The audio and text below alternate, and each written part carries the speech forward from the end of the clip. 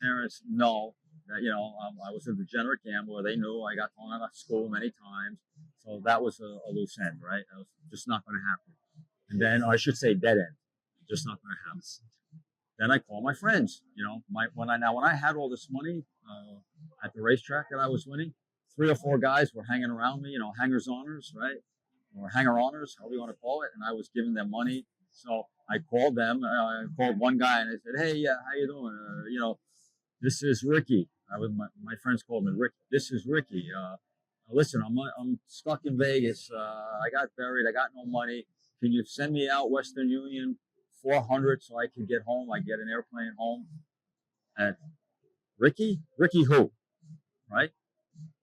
And this is the reality of life, right?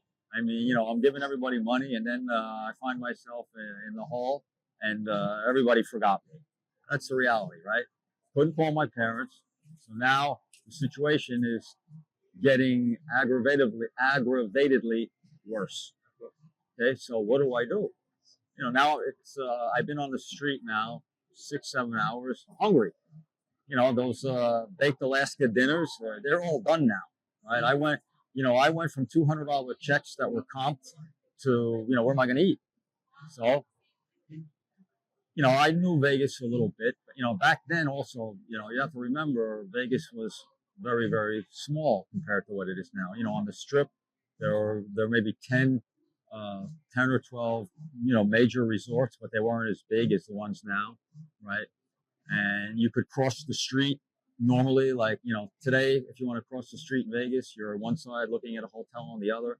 You want to cross, you got to walk down to the end of the block and go up on a staircase or an elevator, walk over the bridge, and then walk back down, and then you land 200 yards away, come back. So it would literally take 20 minutes or more on foot to go 100 yards across the street. But back then it wasn't like that. So, I knew Vegas pretty well. So I knew I could, go into like coffee shops, and I could eat something. And, like what I would do is I would, order, let's say, breakfast.